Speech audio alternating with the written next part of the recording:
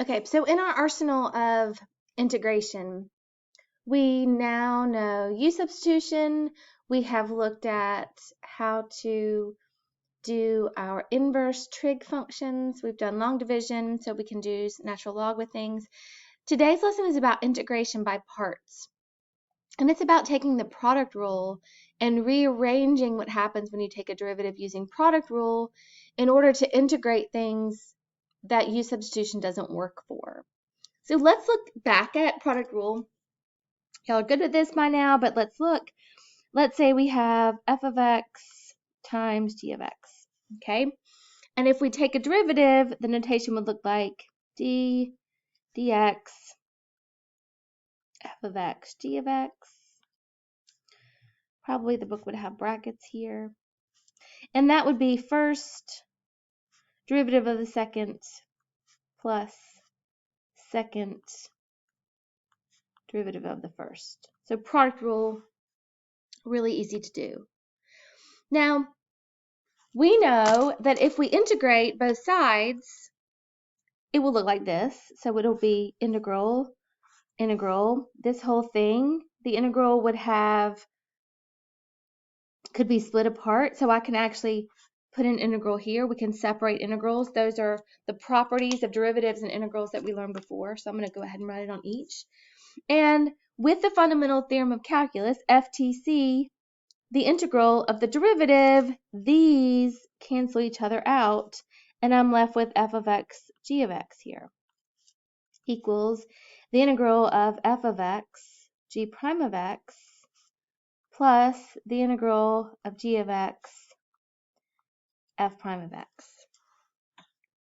Now, how this is helpful, and I've got that rule written right here for us to remember, but how this is helpful is, what if we're given an integral, one of these, that we're trying to integrate and we can't use U substitution? What do we do instead? In order for us to see the next step better, I'm going to rewrite this. I'm going to move everything on the right to this side. I'm not changing anything. I'm just rewriting it so that I don't lose you in the next step.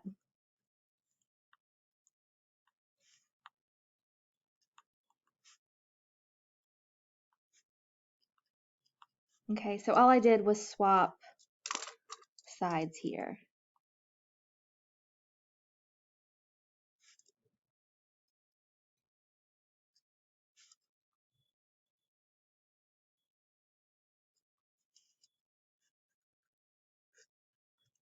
Okay, so what if I'm trying to find this integral? So the integral of f of x g prime of x. Then how I can do that is I'm going to leave this on this side, f of x g of x. And I'm going to subtract this integral to the other side, g of x f prime of x. And all of this, voodoo, makes it look like I haven't really done anything, but here's the thing.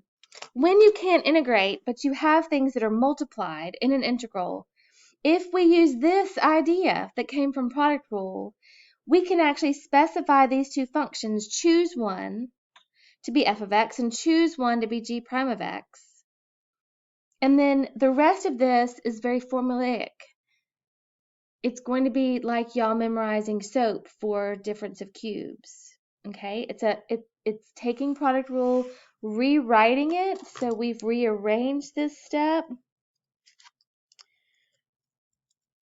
rewritten, and now if we can specify, and I'm going to do an example in a minute, of course, what f of x and g prime of x are, then the rest of it will fall out naturally, which is kind of neat. So while we have this here, I do want to point out that we want this derivative to be the more complicated function.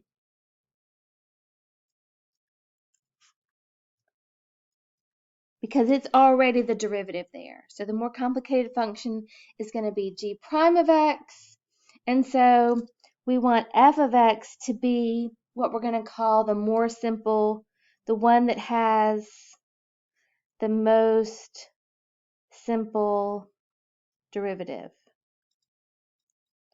Because what's going to happen is when we take its derivative, we're going to put it over here when we fill out this formula. So we're going to use this like a formula.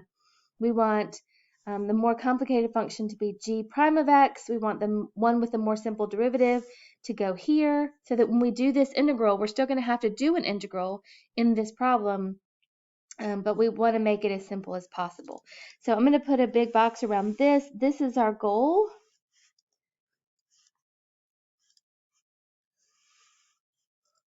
And then we'll go through an example. Boxes are very important. Okay, so I finished my box. That's the most important thing. Example 1 is the integral of x times e to the x dx. U substitution does not work here. If I try to make e to the x e to the u, this derivative is 1 and doesn't cancel the x, so that doesn't work. It's obviously not arcsine or arctangent, something like that. So what do we do instead? Well, we see it as a product, so we're going to go for integration by parts. We want to do these two things. We want to look at this integral and we want to pick one to be f of x and one to be g prime of x, or one to be the original function and one to be the derivative. The book actually writes this whole thing out a little bit simpler, but I've used f of x, g of x notation this year and I want to stick with it. But just so you know, the book shows it in this shorthand. They say u v prime equals u times v minus the integral of vu prime. So that's the very short way to do it. If you like that method better, you can certainly write it out that way. So in my instructions here for f of x and g of x, I want f of x to be the one with the most simple derivative. So this derivative is 1 and this derivative is e to the x. This is very easy, but it's not simple. So I would call this one f of x, and note they won't be written in the right order necessarily. Okay, you're going to have to decide. And then I would call this one g prime of x. It's the more complicated function. Even though the derivative is easy, that's the more complicated function. So what do we do? Well, this has an equivalency. This integral of x times e to the x dx is equal to all of this. And so if I decide what f of x and g of x are, I can just fill this in. So I'm going to take this part that's written out and I'm going to make myself some notes. If f of x equals x, right, then f prime of x equals 1. If g prime of x, and I like to keep mine in order, g of x, g prime of x in the same order, but I'm going to fill in e to the x here, because that's how I've notated it. And I'm going to go up to the original function, and it's still going to be e to the x. So that was easy in this case. But these four things are what fills out my equation.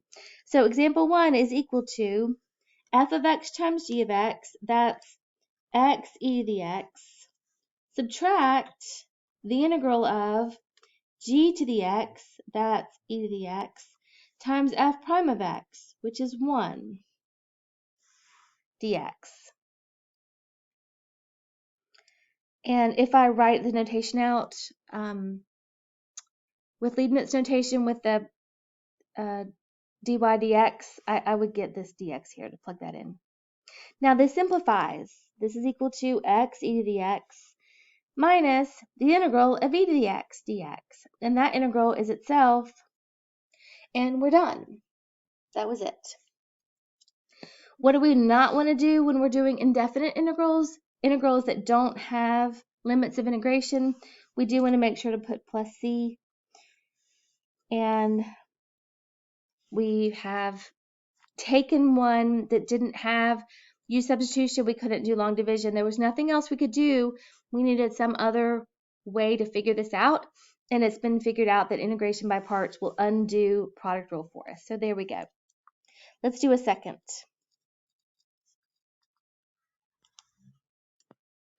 In example 2, I'm trying to find the integral of x squared times natural log of x dx. This looks like a product that I need to undo, so I'm going to use my product rule derivative. I need to specify which is which. I'm going to go ahead and write out f of x, f prime of x, g of x, g prime of x. And this is the part that you may need to think a little bit. You might trial and error. Okay, you may not come up with it the first go around what works the best. Let's look at these and think about what we've been given as hints up here. F of x has a simple derivative. Well, this has a simple derivative, and this derivative is 1 over x. They're both simple derivatives, so I don't know that one's more simple than the other. This one is a more complicated function. Let's think about what you would put. So pause the video, think about what you would put for f of x and g prime of x, and then let's come back.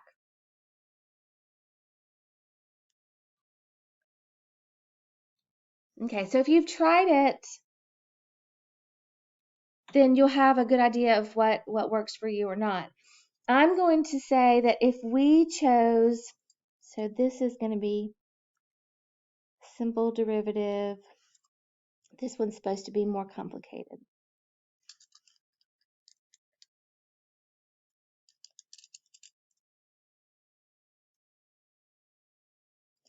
So I'm going to fill in a function and a derivative.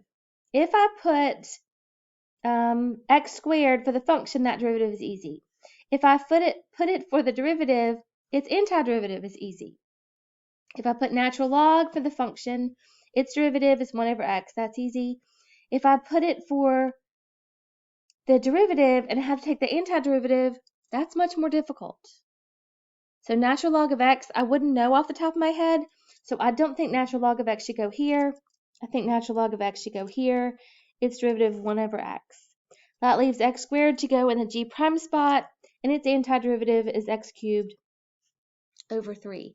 And that's how I think about working these problems out. Now, if you have this as f of x, g prime of x, then the rest is easy to follow. So that's equal to the two functions, the natural log of x times x cubed over 3. Subtract, so it's opposite the product rule. Remember, these are inverse functions that we're dealing with. So where product rule has a plus, this one has a minus. And we did the math up here, but that might help you remember. And then it's the opposite. So this integral has g prime of x. My new integral and my answer is going to be opposite. So it's going to be f prime of x, g of x, right? Because product rule has one the function and the other derivative. This has to be the opposite. So now I can work this out. I've got, I'm going to rewrite as x cubed natural log of x over 3, subtract, and now plug in my functions. I've got 1 over x times g of x is x cubed over 3. So x cubed natural log of x over 3, subtract, this is the integral of x squared over 3, or I can pull the 1/3 out to the front, which I'm going to do. The dx goes there, and there's a lot of notation that helps me support that, but I'm just going to write it in because at this point we understand that's what has to happen. At least I hope so. You can ask me if you have questions there. And then this is going to be 1/3. The antiderivative here is x cubed over 3, and I've rewritten this a bunch of times, but here we go, minus 1 over 9, or x cubed over 9 plus c. Don't forget that if you don't actually evaluate it, you need your plus c there. All right, so we're going to find a particular solution this time, which means we're going to find that plus c.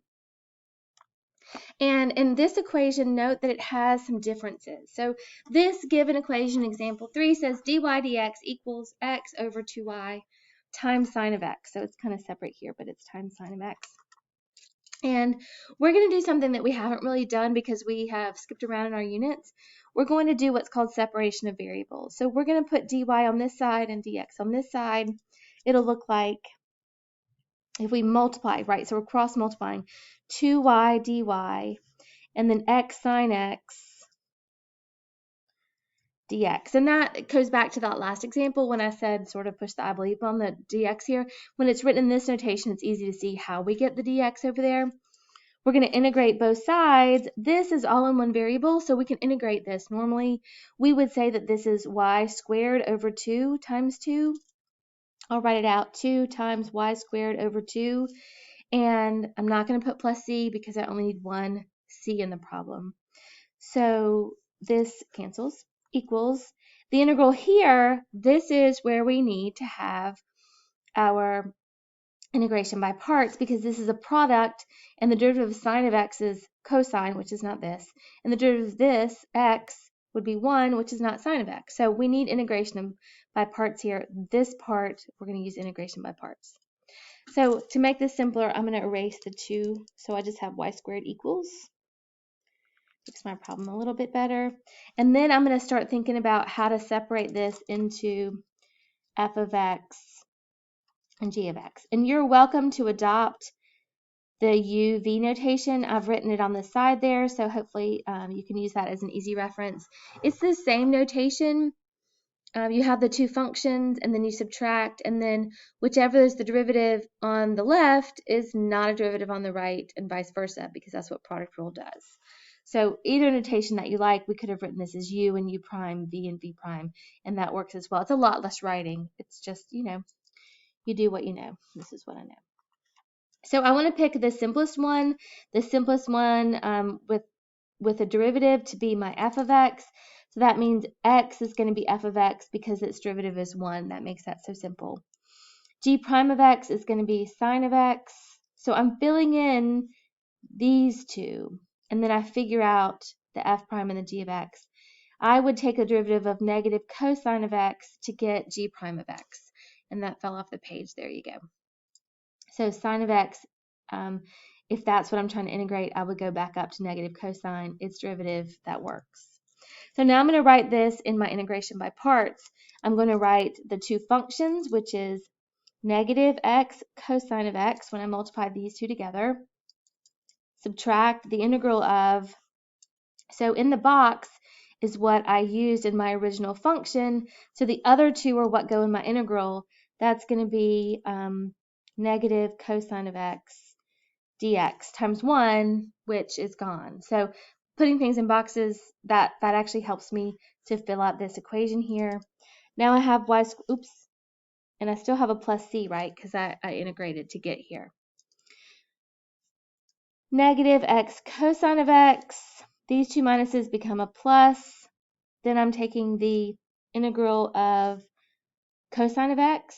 That would be sine of x plus c.